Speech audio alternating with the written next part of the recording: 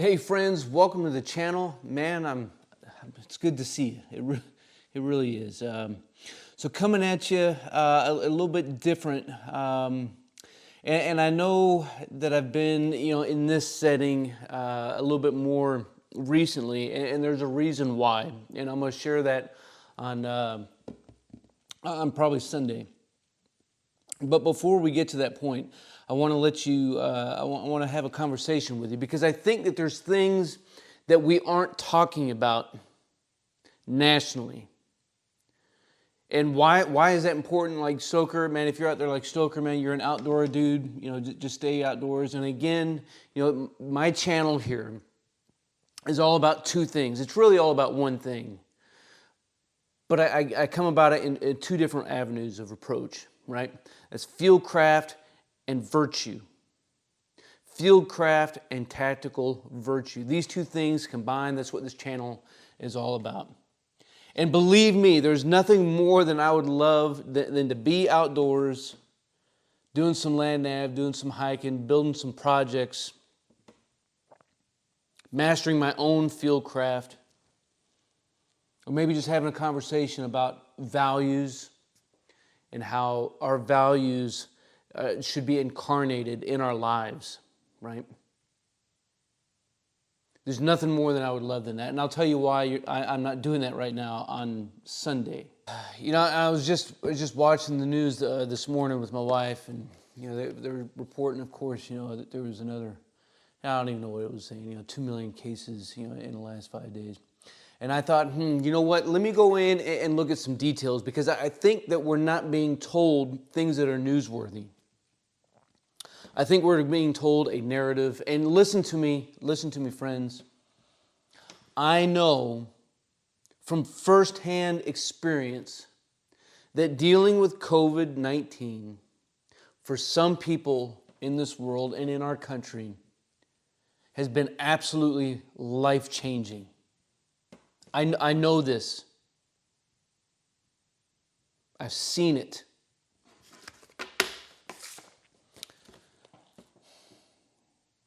But I think there's more to the story, because I'm tired of being told that this is a pandemic. A social pandemic, yes. But is it truly a health crisis? I don't know. Time will tell. And again, is this affecting thousands and tens of thousands and hundreds of thousands of lives around the world? Absolutely. Absolutely. I know quite a few of them. But let's look at some things by the numbers, right? By the numbers. So here in just a second, I'll throw up some screenshots, right? I just did a Google search, right? What I'm about to tell you is information that anybody out is accessible to every single one of us, if we just take 2 seconds to look. And I think that's what we need to do, right? We need to question everything that we're being told about everything. And that's okay to question. And it's okay to believe in sources of authority, right? That there is value in people who specialize in certain things. And I'm not here to try to discredit or debunk any medical provider who's out there or anything else. I'm just saying, are we really being told the whole story, the truth, or are we actually being told a story? Now listen, I know that there's somebody out there who needs to hear this message, so if you know somebody else, then please feel free to share this thing, and that way we can continue to keep this conversation rolling. On that note, before I show you these numbers, because I think you're going to find them fascinatingly interesting. It's one of the best things about this channel, in my opinion. It's that dialogue that we have in the comment section. And I'm thankful for all you guys out there who are watching, and the comments that you leave, because it's coming from all over the country, right? And it's sharing a lot of depth and context to all of the conversations. So here we go. Number one. Where I live, learn how to talk. In the state of Washington, up here in the Pacific Northwest, in the upper left coast, as it were, our numbers on 7 December for positive COVID-19 cases was 5,963. Of course, our state population is 7.6 million, right? Now you see what I'm doing here, right? I'm giving you hard, factual numbers, things that can be easily verifiable, right? I'm not just telling you a story. I'm giving you numbers because I think that we all need to ask some serious questions of ourselves, of our neighbors, of our legislators, of the people who are out there purportedly to be journalists, which is what they're definitely not. So almost 6,000 cases, which, by the way, our local news said that there were a lot of double cases, in those numbers and unresolved cases. So I don't know what 6,000 cases is, other than that's what's in the news. And a population of 7.6 million. California, down in the lower left-hand coast, is 27,227 cases, and with a population of 39.5 million. Now, if we do the math and we look at the ratios, we see that these are roughly the same, right? Per capita, roughly the same. And we also know that both of these states have this entire year done a couple things consistently. Both governors have expressed that wearing a mask and social distancing is, and I hate that phrase too, right? Because there's nothing social about what we're doing. But both governors have demanded masks be worn, have shut businesses down. And we've heard it before, right? We need to slow the bell curve. We need to stop the bell curve. We need to stop the spreads. We're going to shut everything down for 3 weeks is what it was earlier this year, right? Everything got shut down 3 weeks, man. Essential only. All we saw was, ammo and toilet paper being stripped off the shelves. And California's at it again, shutting businesses down. Of course, some of these legislators and people who are making decisions are not even abiding by the rules that they're putting into effect. And we just saw down in Texas, right? Politicians taking a family vacation trip and wedding while shutting their community down. But there's another state. It's on the other side of the country. It's down in the southeastern portion of the country, and that state is Florida. Florida, as you know, has been largely open, right? You can wear a mask, you can not wear a mask, but they've been largely open. They haven't shut businesses down. They haven't drawn out this narrative that says that, if you don't do these things, you're un-American, you're a Nazi, you're a fascist, you're destroying our country. They haven't done any of that. So with a population of 21 million, what do you suppose that their cases are? Their daily cases, and again, all daily cases we're looking at is on December 7th. Well, if you said, hey, Stoke, man, I think based off the population alone, right? Because again, Florida, 21 million, the state of Washington, about 7 million, right? So we should have roughly 18,000 positive COVID cases on December 7th. If you said that would be logical, right? That would be a logical statement to make. But friends, logic is what we are not seeing, right? Because you could say the same thing in regards to California and Florida, right? California has almost 40 million. Florida has about 21 million. So if California has 27,000 cases, then there should be at least 13, 14,000 positive COVID-19 cases. Right, and that would all be logical, except for the fact that Florida has not been shut down. And California and Washington have. Right? So if masks work, if social distancing works, if shutting down the economy works, then the state of Florida should have an astronomically higher case of positive cases, right? Doesn't that make sense?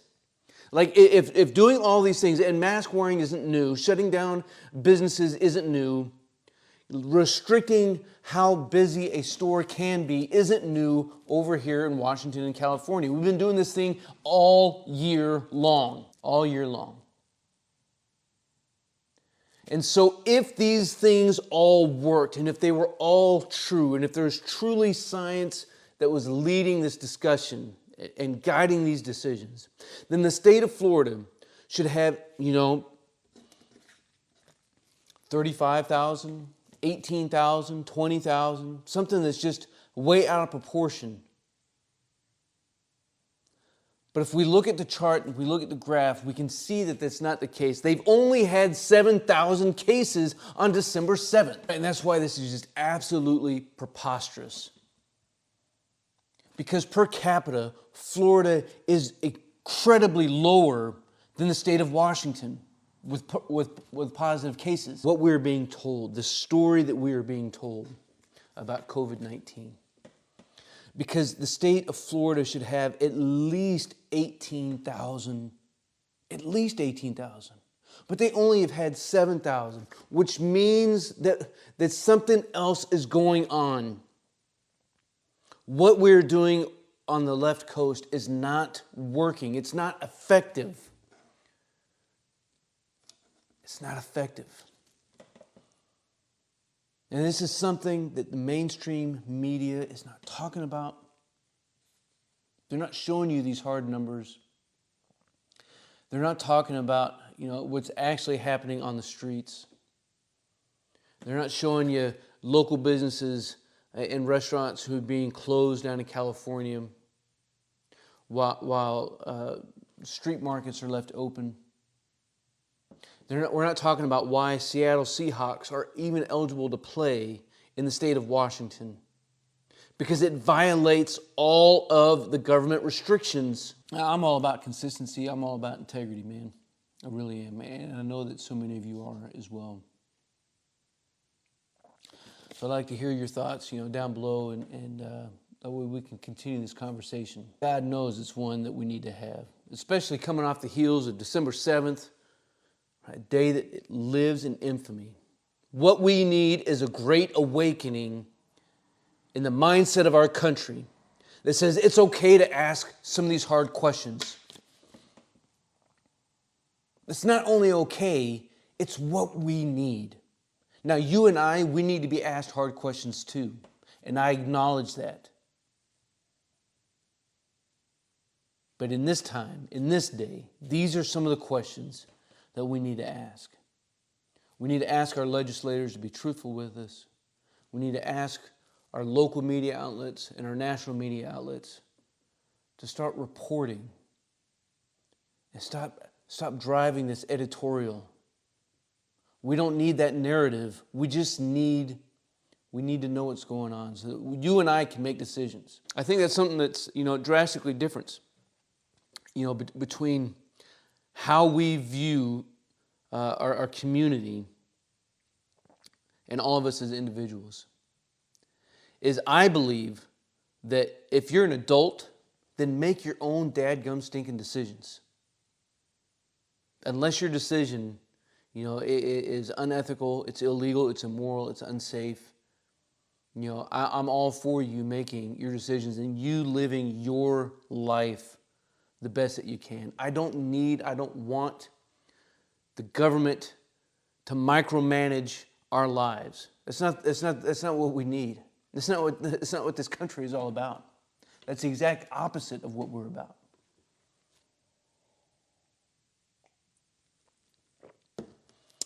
I'm going to go ahead and cut this short.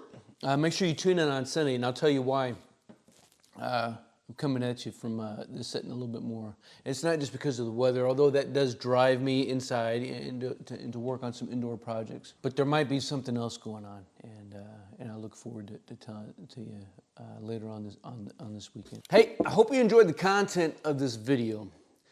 If you did, make sure you like it and subscribe to the channel so you can stay up to date on some future content. Consider sharing this particular one because I think there's a lot of people out there who need to hear this message that the mainstream media is not talking about. They're not talking about it at all, and I know that there's folks out there who need to hear it. Hey, I appreciate you guys. As always, until then, you stay out there and you stay stoked.